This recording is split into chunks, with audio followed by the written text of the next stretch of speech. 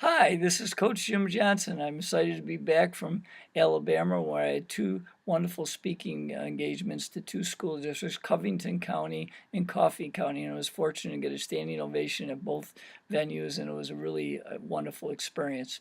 Today, we're going to talk about our essential key number 3 to be an effective goal setter.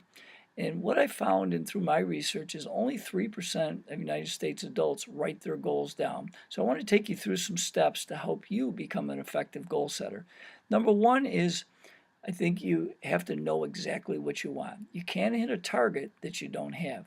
My second point is that you got to write it down. As I like to say, when you think it, ink it. Thirdly, I think you have to write it down in a positive affirmation. And what I mean by that is number one, I think you have to start with I, and you got to keep it in a positive format. My example would be my exercise goal, where it says, I am happily exercising my body for at least 30 minutes per day in 2013. My next point is I think you got to have a deadline for your goal. And if you don't reach the deadline, then you have to change your deadline to be able to update the goal. But having a deadline puts a little bit of pressure on you, which is a positive thing in goal setting.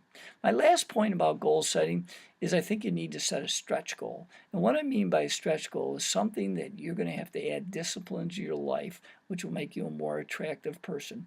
My example is I want to become a millionaire. And to become a millionaire, the disciplines I got to add is that I've got to learn how to augment my income. I've got to learn to pay myself first, and I've got to learn how to invest my money wisely. And what I found, I love this quote I want to share with you from a guy that's become a mentor of mine. His name was Jim Rohn. And Jim Rohn's quote is, we will all suffer one of two pains, the pain of regret or the pain of discipline. But remember, regret weighs tons. Discipline weighs ounces. So to wrap up, let's remember that you got to know what you want.